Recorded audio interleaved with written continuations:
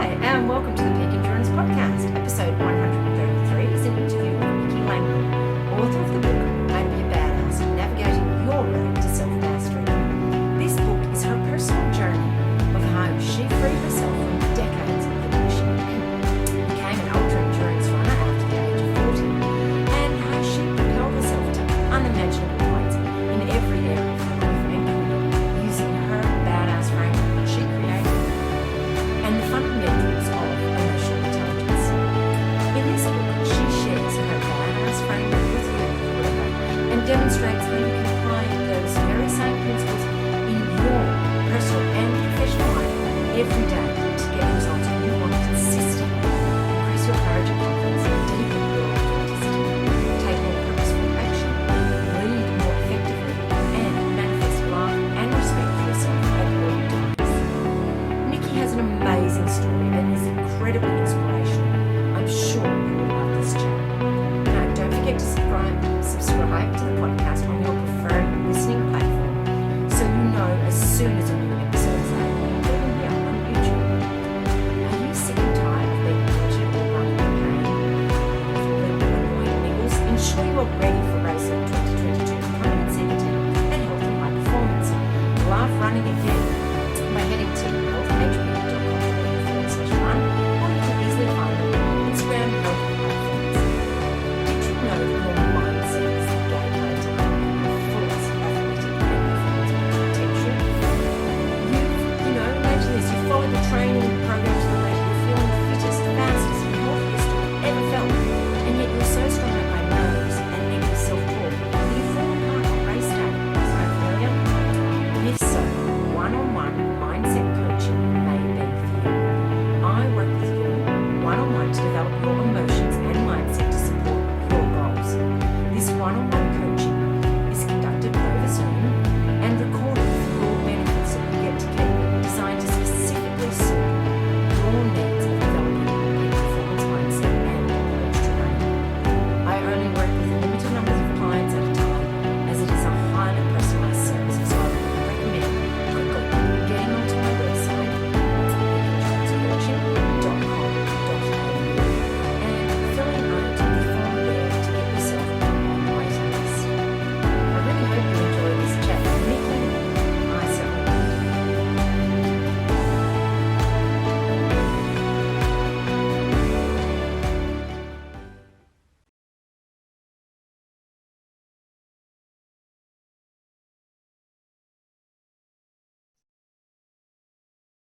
Hi, Nikki, and welcome to the podcast. Hi, Isabel. Thanks for having me.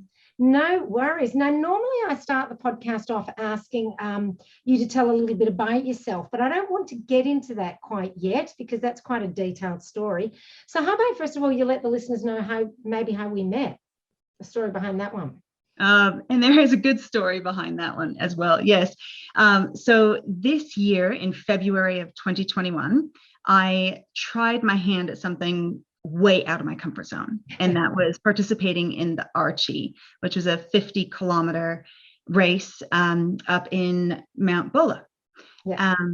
And this was my only second trail race that I had ever done. The first being Two Bays, which was in January, the month before. Completely different. And I am a newer runner as well, but we'll talk more about that.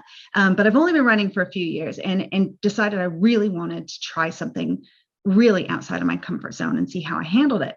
So participated in the Archie, and, first 15, 20, 30 kilometers was all pretty good.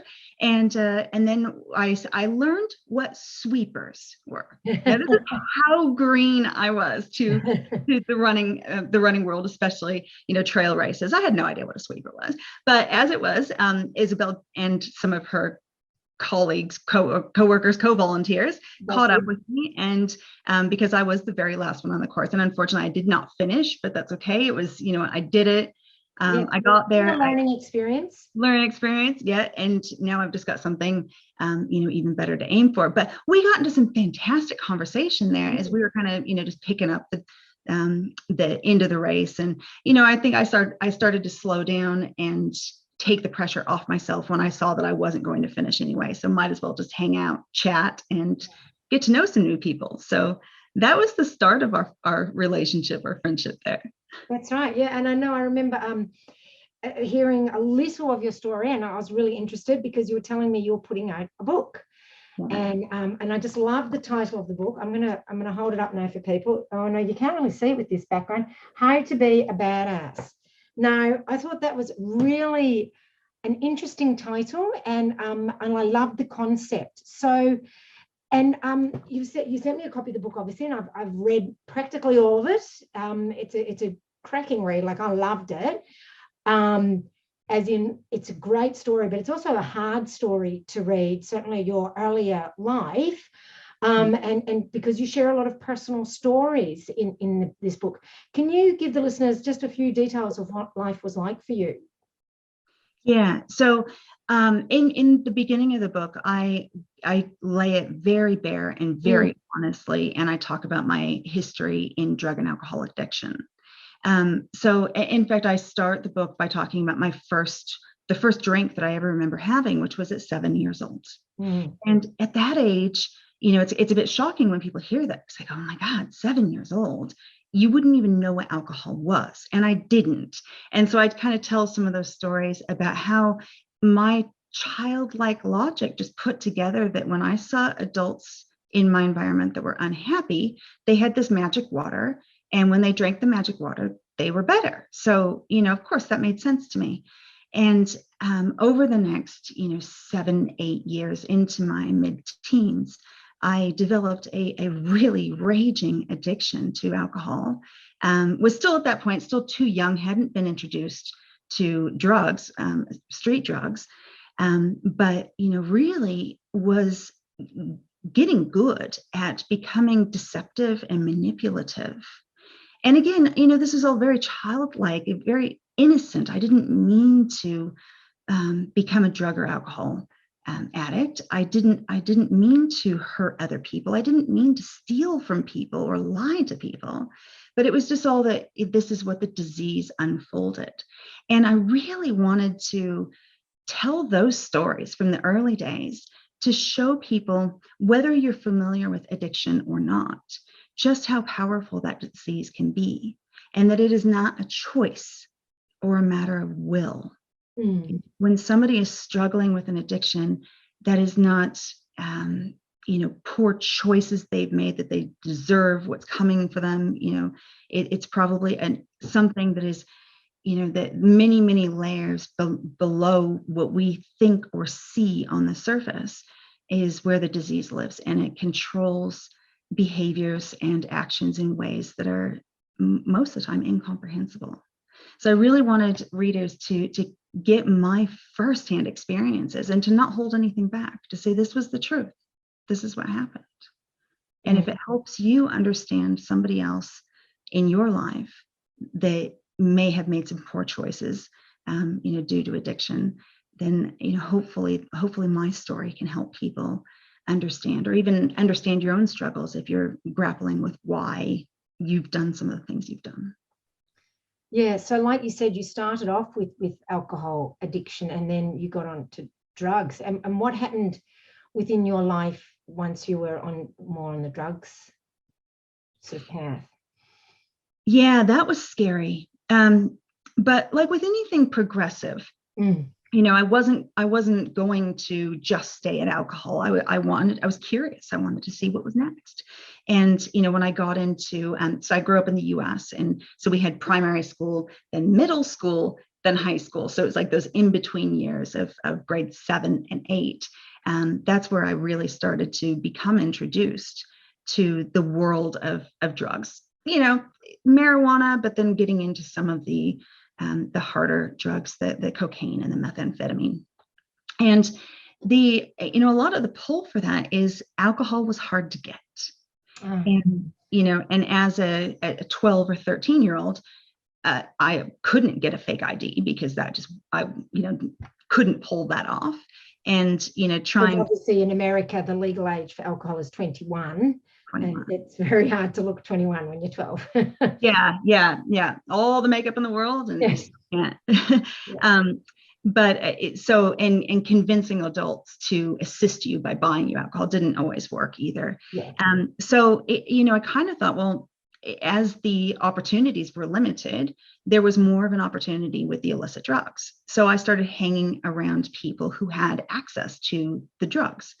And I never, when I look back and I think of kind of how the journey went, how the water flowed down the river, I didn't really choose the course. It was just more like, okay, well, you have, I'd like to go down that way, but that there's a dead end there. So I'm going to change direction and go down this way and see what happens, because there's not as many obstacles.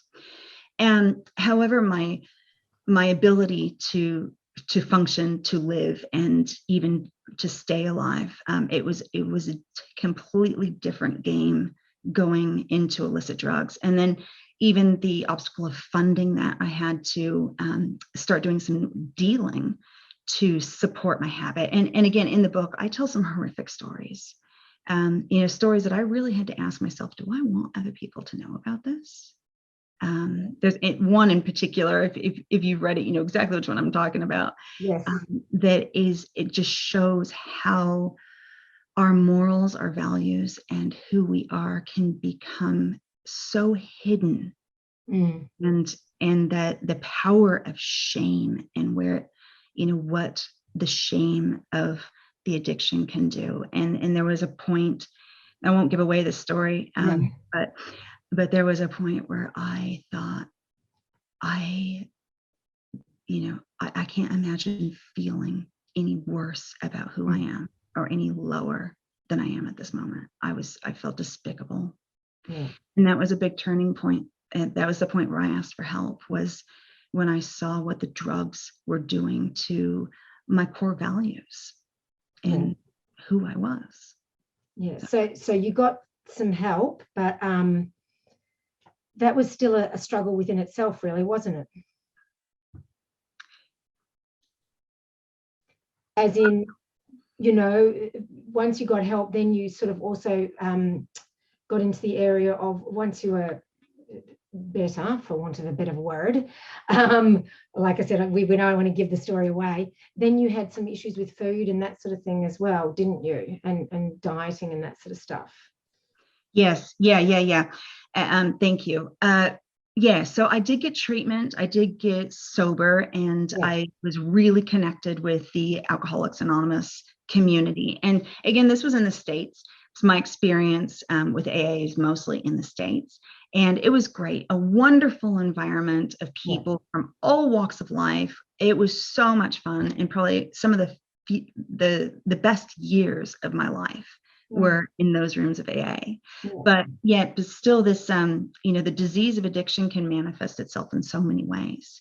And so while I was a teenager, I was sober from drugs and alcohol, but the addiction started to come out in food. So I kind of channeled my energy into wanting to control my weight and my food. And I was diagnosed by several doctors with eating disorders, especially anorexia.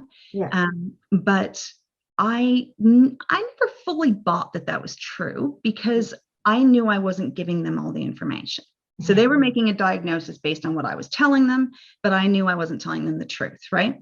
So I never accepted that I had an eating disorder. But it was just the disease that was looking for an outlet.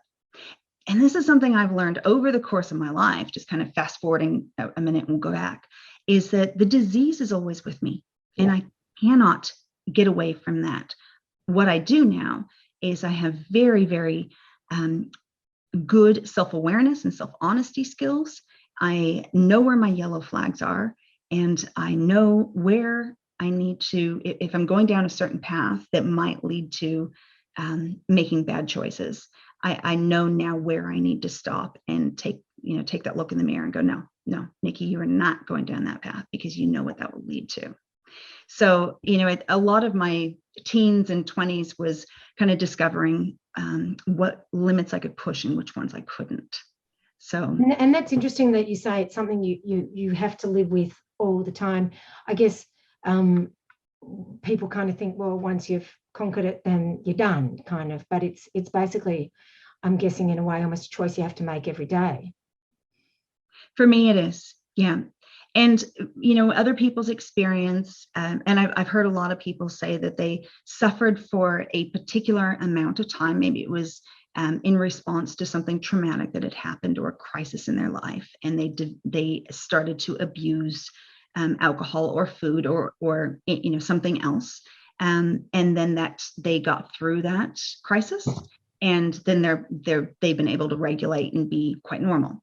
That's not my story. My story will never be like that, because I have tried in every way conceivable to drink, act, and behave like other people. And it's, I know at my core, and my 7-year-old self knows this too, that I am an addict. I am an alcoholic. I have the disease of addiction, and it will take on many forms. Mm-hmm. I just have to watch out for what those look like. So do you feel that it was something that you were probably born with within you? Absolutely. Yeah. Yeah. There's lots of ideas about addiction and how it starts. And a lot of them are linked to trauma.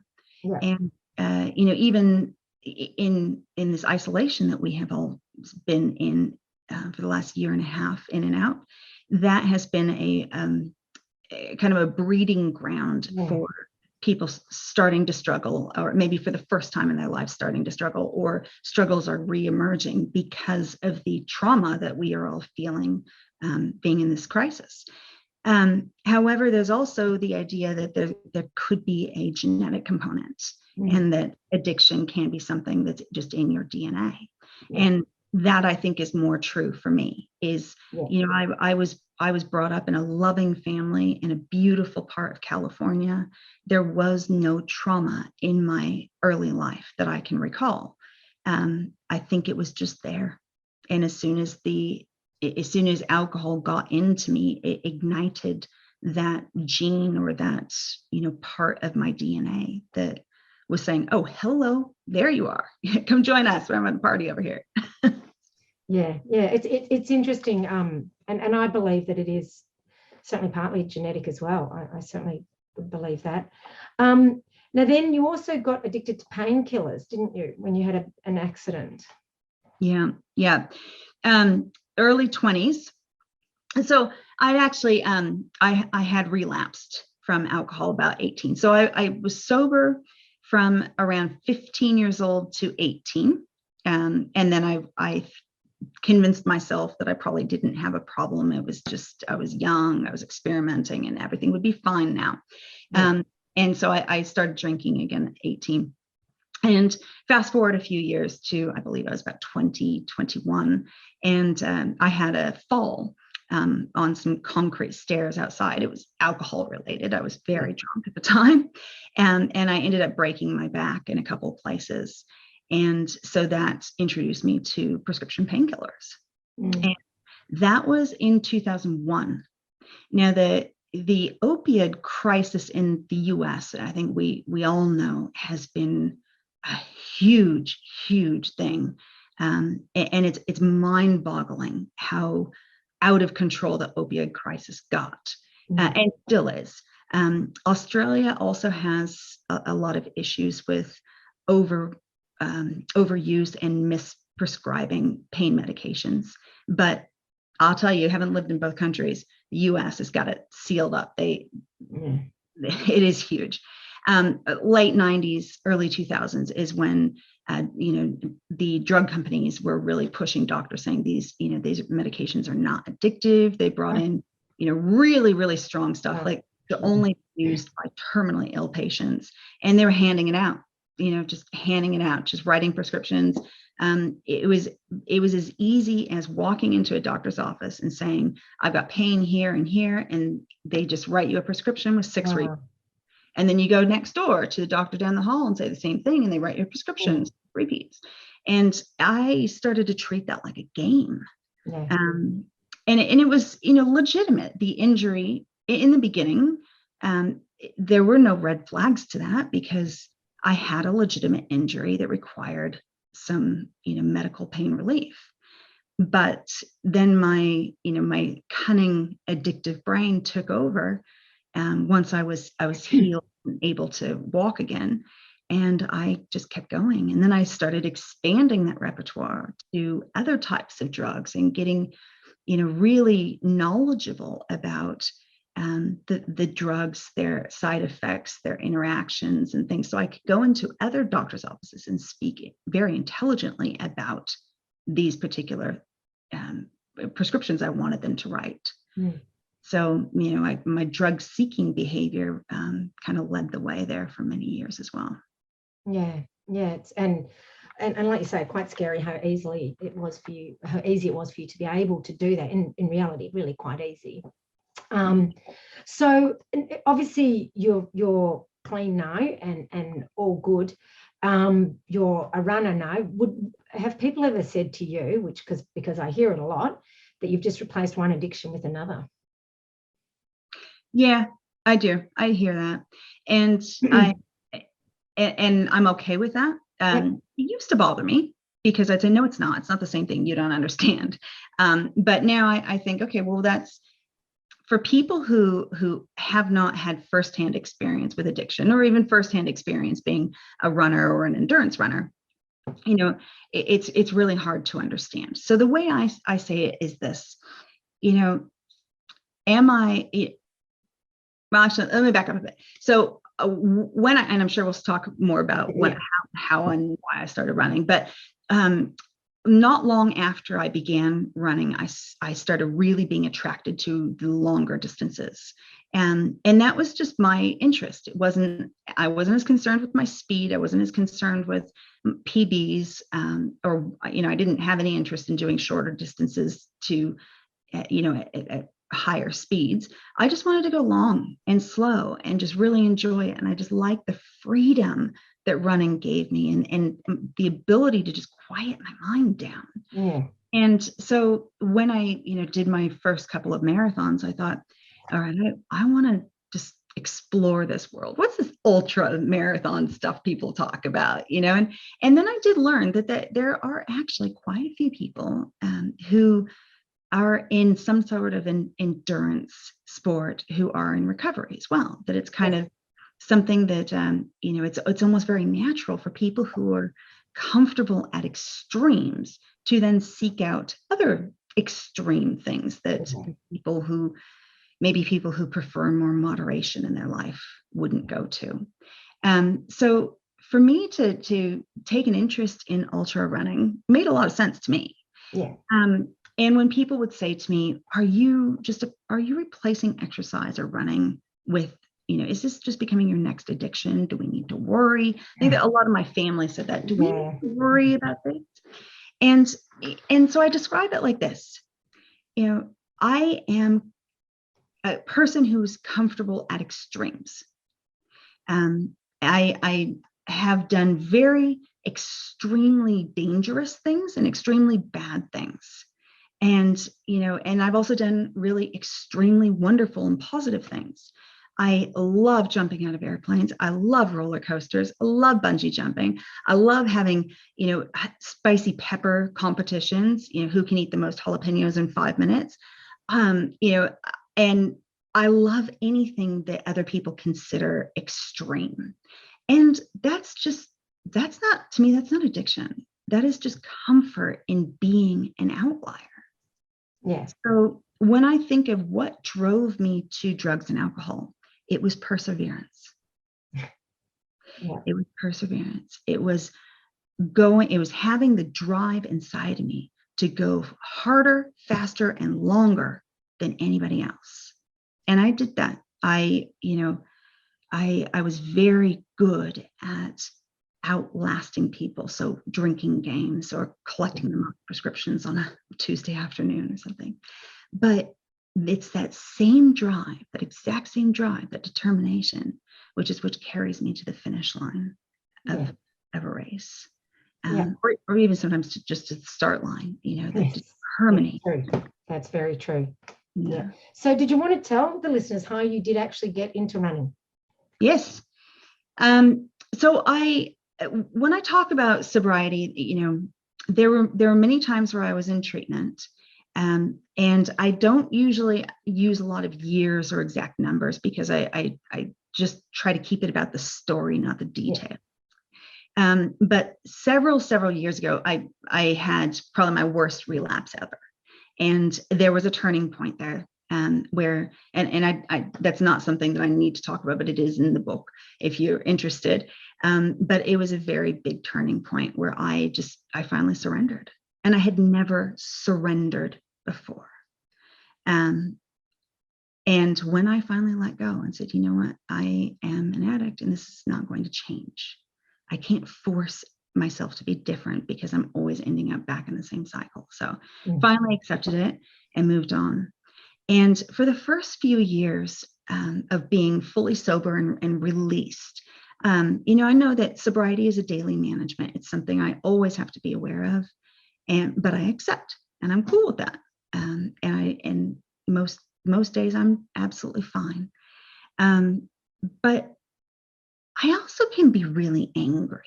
Like my baseline emotion is irritability. It's where I'm at most of the time.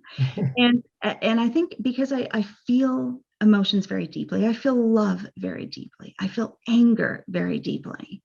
And I needed a way to kind of expel these really heavy emotions to get them out of me, because I was feeling anxious and I couldn't sleep, and I was having, my mind would just go miles per hour. All the things that I would then reach for a drink to calm down your mind, be able to sleep. And so not having that option, not having the drink or the drug to go to, I realized, okay, I need to do something else to control my emotions because they're driving me insane. Yeah. And so a friend suggested exercise, and I thought she was crazy. In fact, she's probably no longer a friend either. I'd always been very small and very thin, but never fit in my life. Didn't do any sports growing up. And was not ever fit. So, it was kind of a crazy suggestion to try exercise. But then I started to think about the times where I had accidentally exercised, like running for a bus that you're about to miss, and kind of how cool that felt, the endorphins and that feeling of exertion. And I thought, yeah, I actually like that feeling. So decided I'll give exercise a go, see if that can help me regulate these, crazy emotions that I feel too much. And I tried all the things at the gym, stationary bike, elliptical trainer, not so much fun, didn't really grab me. And then a personal trainer that I was talking to, she suggested, do some weight training, but then on your cardio days, do some running. She's crazy. I don't want to run. In fact, I'm not going to run. Like that just sounded like the worst possible thing I could do was run. But in this conversation with the personal trainer, she said, how far can you run? And I thought, about 10 Ks. And then as soon as I said that, I thought, you moron, you never run 10 Ks in your life, nor do you want to. What are you doing? And anyway, I think I after that day, I kind of had this little, the seed in my mind of I lied to someone and said I could run 10K.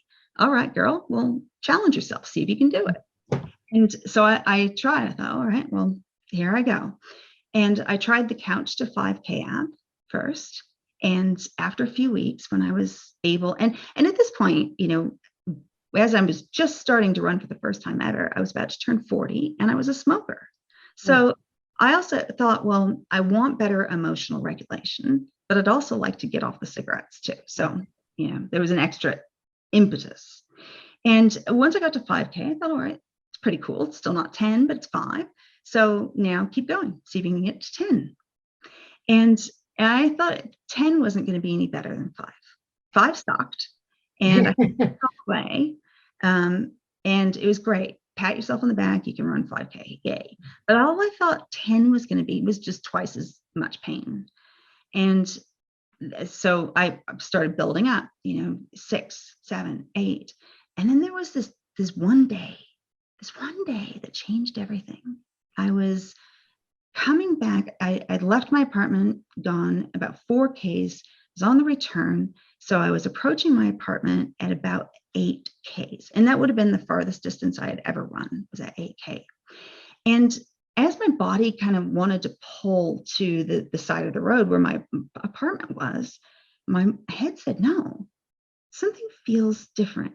Keep going. Explore this. What's going on? So I passed my apartment and just kept going. And for the first time, I felt real freedom. My head stopped. All that chatter between my ears stopped. And all I could hear was, my footsteps and my breathing.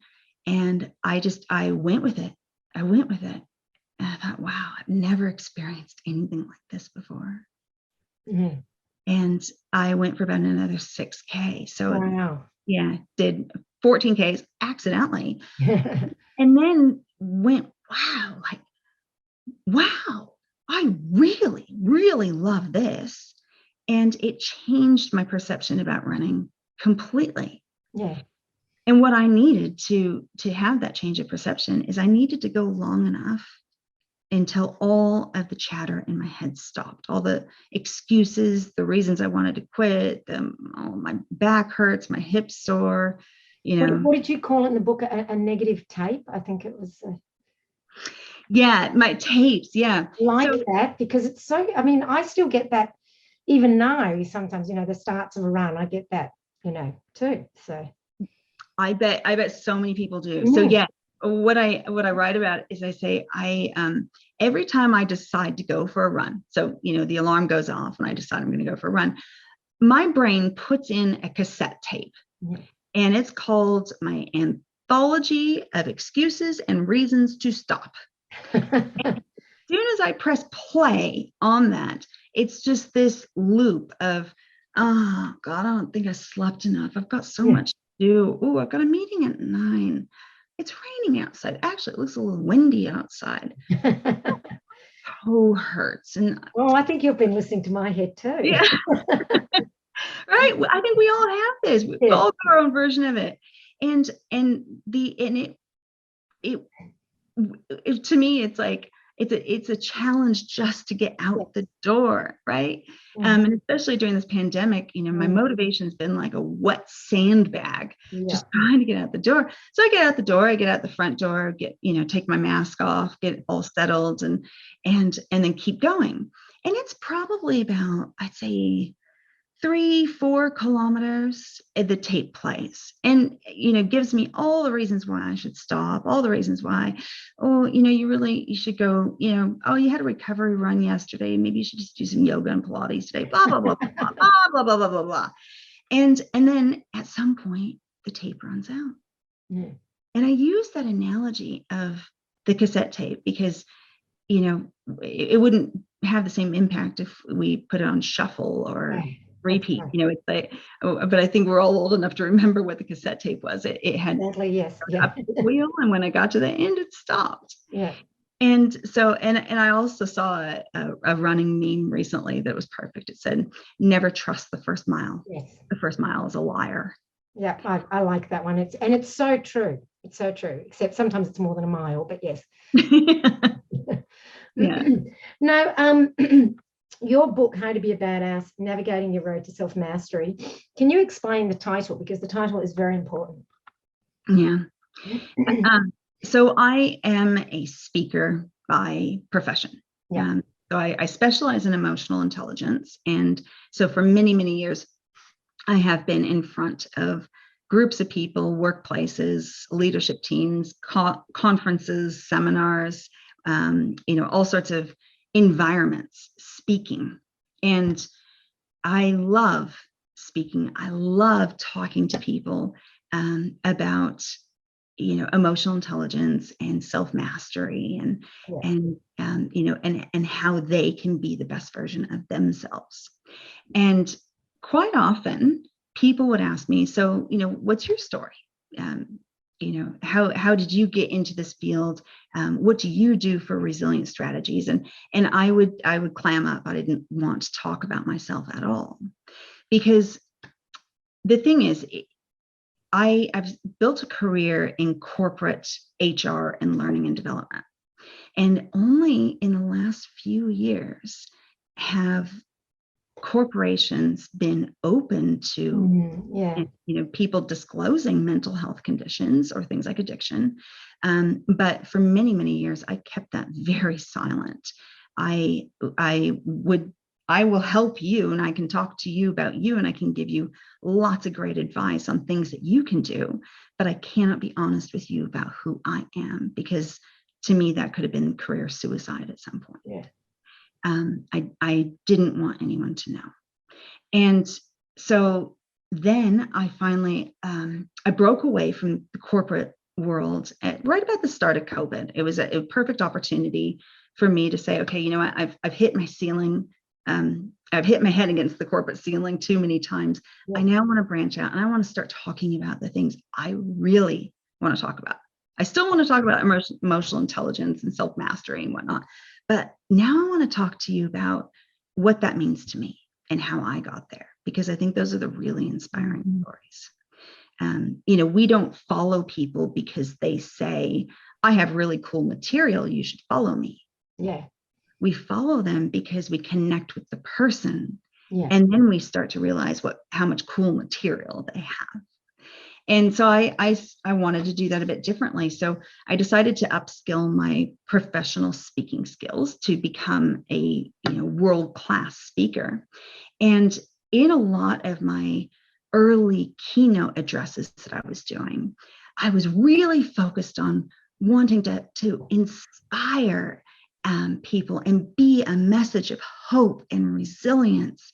And I wanted people to feel that energy and feel that passion and leave that room that day feeling inspired and motivated to make positive changes in their life. And so I talked about being a badass, because in my mind, a badass is someone who is the best of the best at what they do. And I've always felt that way about that word. I hold it in a very positive light. So when I talk about being a badass, when I'm giving myself some positive self-talk messages, they're all like, come on, badass, you got this. Come on, you got this, badass. And so getting up on stage and talking about being a badass for me wasn't uncomfortable. Yeah. But it wasn't received as well as it could have been.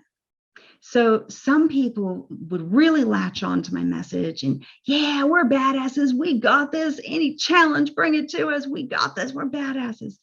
And then 80% of people or so would, okay, and they would leave, or possibly not even come to the event because they didn't like the title, How to Be a Badass. They took offense to the name right away.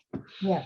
And so with some really good feedback, I learned I had to do something different. I had to stop talking about badass as a word and break it down into what I think a badass means.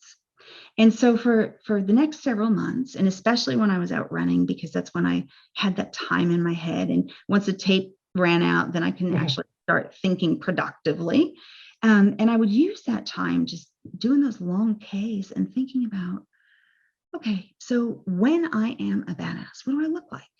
What am I doing?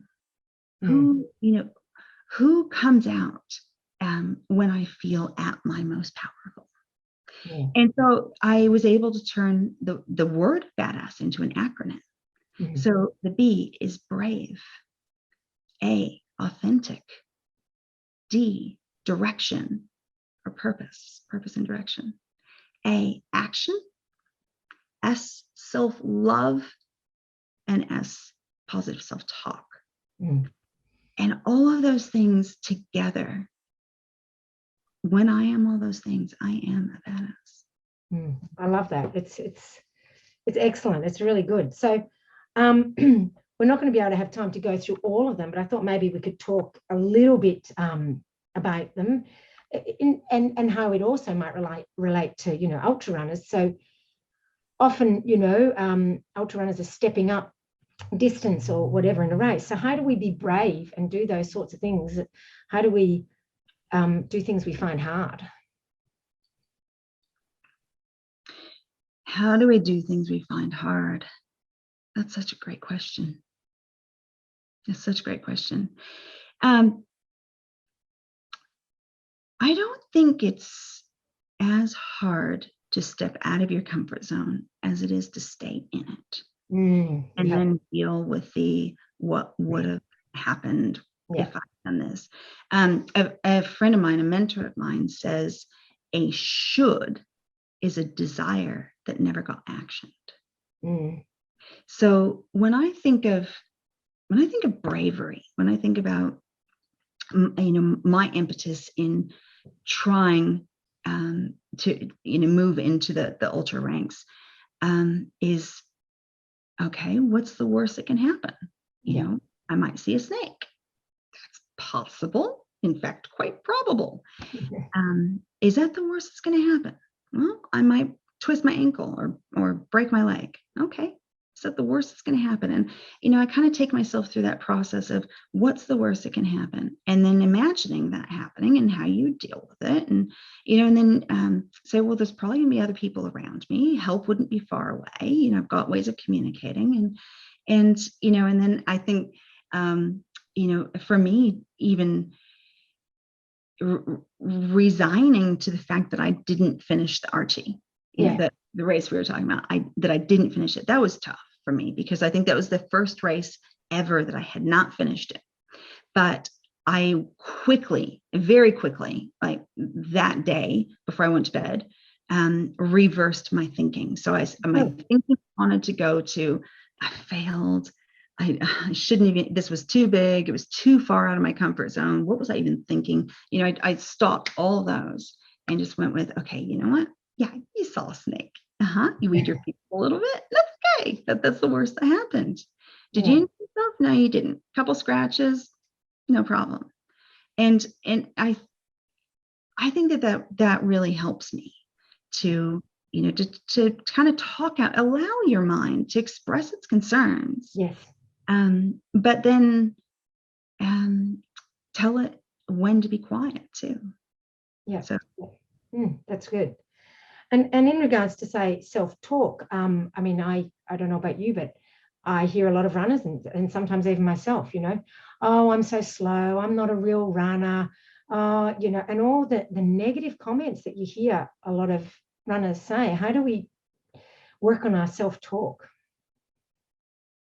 And what effect does that have? Self-talk is one of the most powerful things that we could ever do. And I'm sure your listeners are nodding up and down. They know that. But it's, you know, it's an amazing, motivator to stop. And I don't know where a lot of our self-talk messages come from. If they come from maybe people in our family, you know, our mothers, our aunties, or people who, you know, didn't want to see us get hurt. So they cautioned us, not just about, you know, our rough and tumble playing in the backyard, but against, you know, our dating choices, people that we chose to have in our lives. Or as we were getting older, you know, driving a car for the first time or leaving home for the first time, you know, lots of cautioning messages we have carried with us all our lives growing up. But where does that real fear come from? Because any negative self-talk is fear-based. And I'll tell you something, you know, one of my biggest fears has always been rejection or not being liked. Yeah. And, you know, even with my book, making the decision to publicly share my story of addiction, that was big. It was really big for me. That was the first one. That's very brave. Yeah, exactly. Very brave. It was. And I really had to go to battle with my self-talk on that, because there was a lot of those cautioning messages in my head saying, if you do this, you have no control over the outcome. You have no control over what other people, whose hands it gets in, how it's read, what the response is. You can't control any of that. So just don't do it. It's not safe. And, and I had to battle each and every one of those thoughts.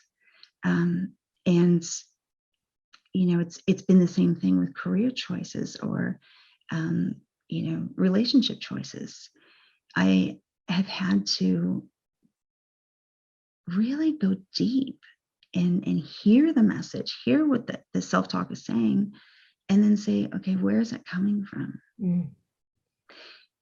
In the process, I learned a lot about core values too. Yeah. And, I say, over the course of your lifetime, a lot of things will be important to you, but what you want written on your tombstone, those are your core values. And I use an exercise now when I run groups on core values, about saying that not being aligned to your core values is like wearing somebody else's wet bathing suit. Yeah. And just imagining that feeling of wearing somebody else's wet bathing suit. You may not say anything, you might just be in private discomfort, but it feels icky and it's not right. And so I often use that analogy of when you get that wet bathing suit feeling, that is your body telling you that something is not right. You're not aligned with something.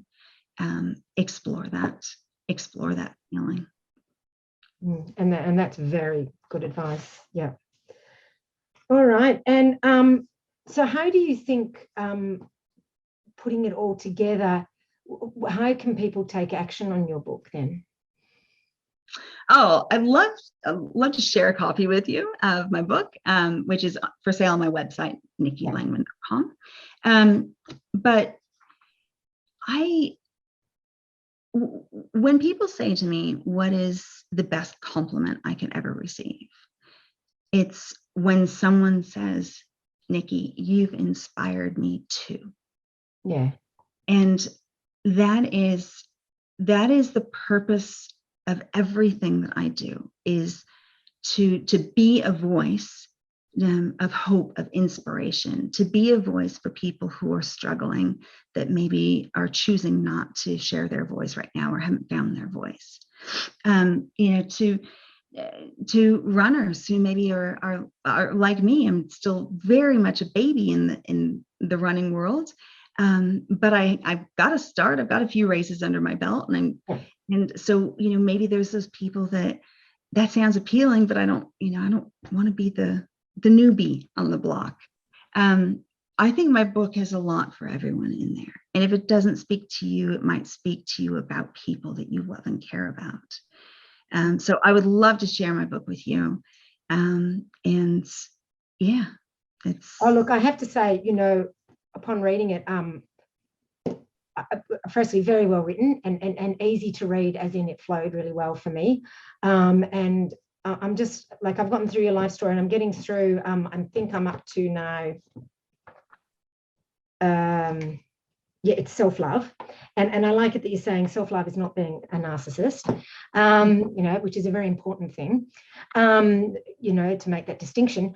I'm really, I'm really enjoying how it works through those and some really relevant examples and those sorts of things. So it is, I would say, very helpful. And I would even say helpful for ultra runners, for within their ultra running, and not just their life in general, but even just if they're focusing on just their running. So, and you were saying, as you said, you're a newer runner. Do you have any more race plans for next year, now that we can hopefully race again? Hopefully, yes. So I am training right now for Melbourne Marathon, which was supposed to have been last Sunday, but hopefully, I think it's December 11th is yes. The new date. And then I want to do 2 bays, and I want to try the Archie again this year. So well, I will see you at 2 bays, because I sweep 2 bays every year, but hopefully I won't see you. No. Now that I know what a sweeper is, I'll just see you at the start. Yes, no, and I'm sure you'll be fine. No, I'd just like to ask a couple of random questions, not to do with running, just whatever. I don't know, lucky dip.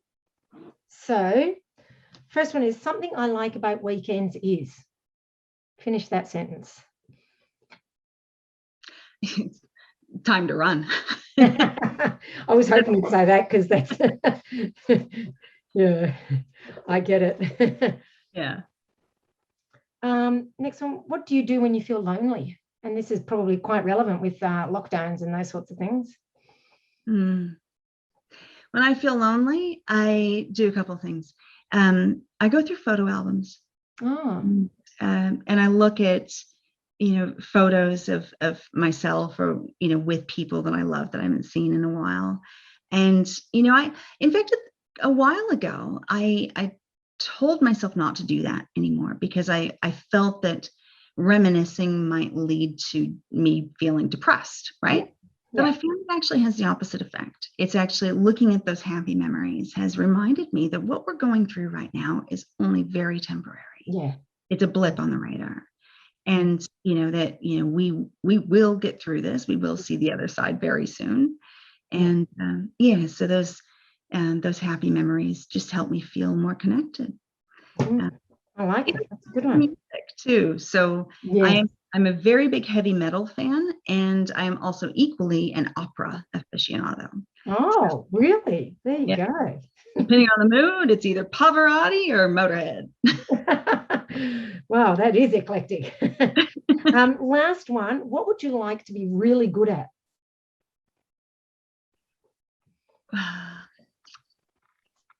I want to be really good at influencing people. Yeah. And I'm on that path, but it's something that I know that I will always continuously get better at with practice, speaking.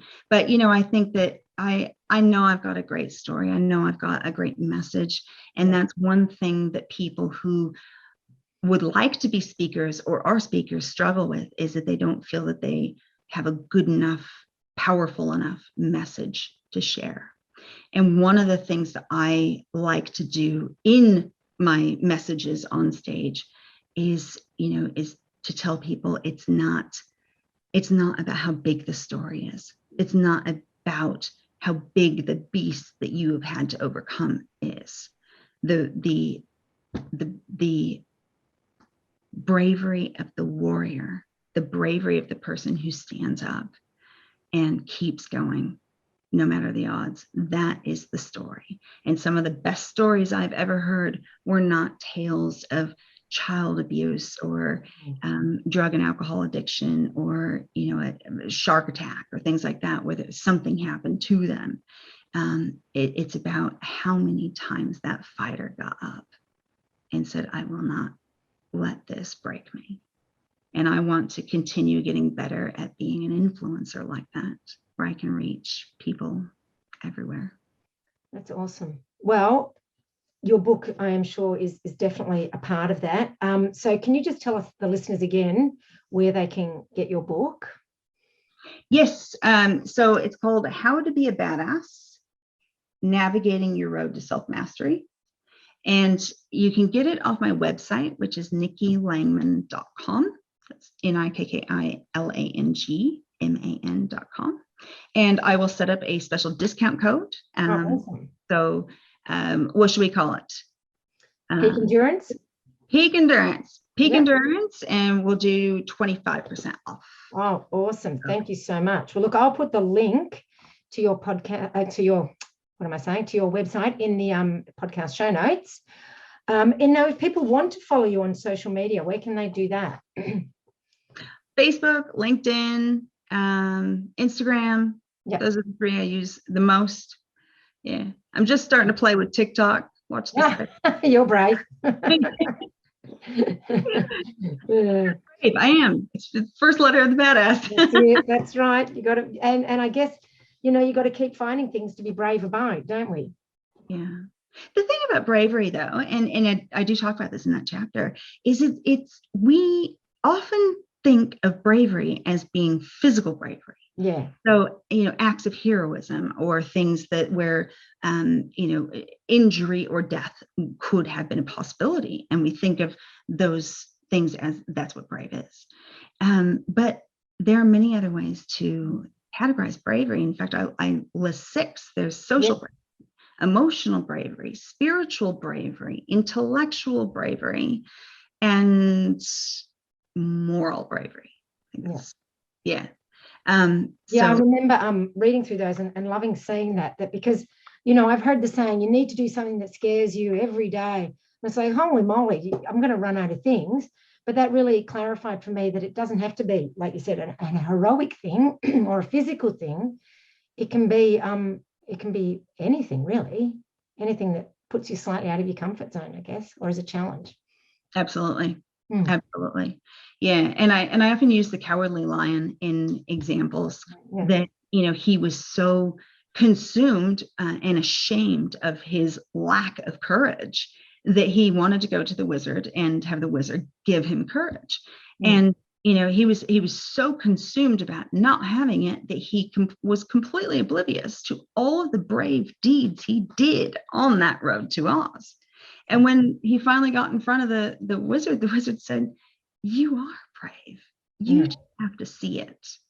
And I think that that's probably true for most of us, and maybe all of us in some ways, is that our self-talk gets in the way and tells us messages, gives us negative messages, and that prevent us from seeing our own bravery. Yeah. Maybe it was a phone call you made that was a bit uncomfortable. Yeah. No, I love those examples. So yeah, that was great. All right. Well, thank you so much. And that's awesome about the discount. So listeners, get on that.